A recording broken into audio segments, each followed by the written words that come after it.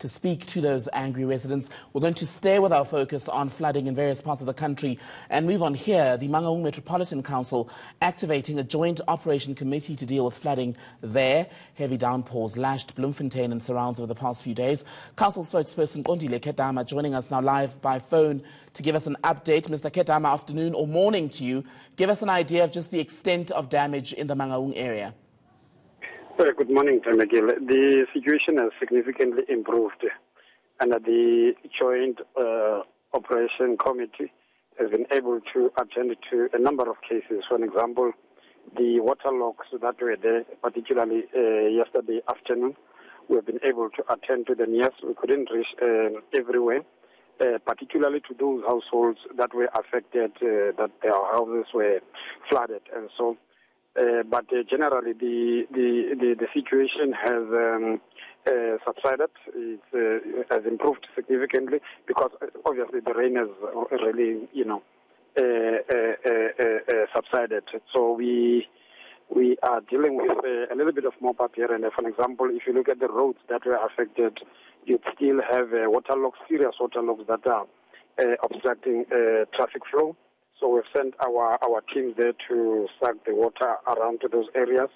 And we are currently taking cases as they come into the control room so that we check as to how can we best assist, particularly in those areas like your Botshabelo, where you had some of our gravel roads highly affected.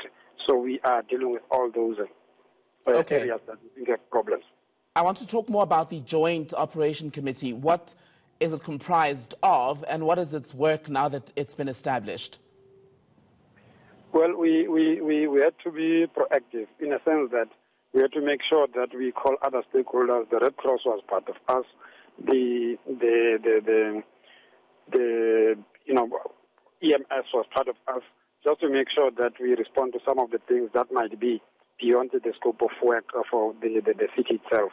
So those were the stakeholders that were actually proactive in making sure that they assist us if there's a need last night. How many people have been displaced by the flooding in Mangaung, Mr. Ketama, and has there been any loss of life? Well, we are currently consolidating a report that would actually give us a reflection as to the displacement and if there's a loss of life. But to date, we haven't heard of any loss of lives, and that is what is encouraging us. But I am sure the report would also tell us as to what are those burning issues that would need the municipality through the executive mayor to step in and assist. Let's talk about infrastructure for a moment, because one of the more problematic areas in Mangaung around Bloemfontein is that bridge that leads from the city centre into the township along Dr. Belcher Road. That is frequently flooded. It's commonly used by taxis, buses. This week again we saw vehicles stuck there. That surely suggests that there's an issue with the quality of the construction work there. The reality is, if you look at our stormwater drainage, there could be challenges. Yes, as a result of the unusual rains, we had encountered high volumes of water. But if you look at our stormwater drainage, it will tell us that it's historical. We have to make changes. And one of the things that we are doing, it is the engaging other stakeholders. For example, the executive mayor just met with the engineering services of the Central University of Technology. So we have to look, broadly as to where do we need to make an immediate and a long-term intervention with regard to the stormwater drainage, because really it talks to the spatial planning, the historical spatial planning that did not talk to the masses of this country or this city in particular. But the bridge that I'm speaking about, Mr. Ketama, you and I both know was built and then reconstructed ahead of the 2010 World Cup. So this would have been poor work done in the last, 9 to 10 years? So surely you should take responsibility for that.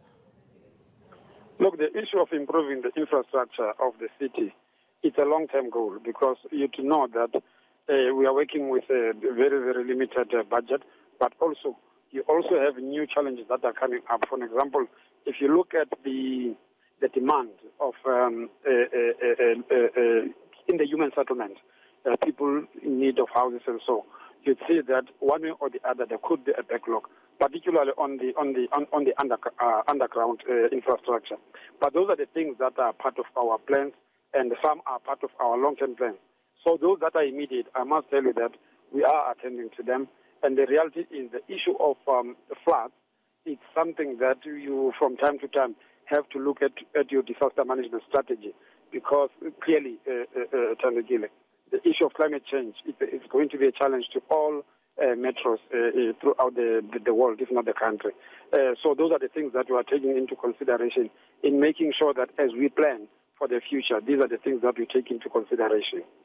Kondile Ketama, spokesperson for the Mangaung Metro, thank you for your time this morning.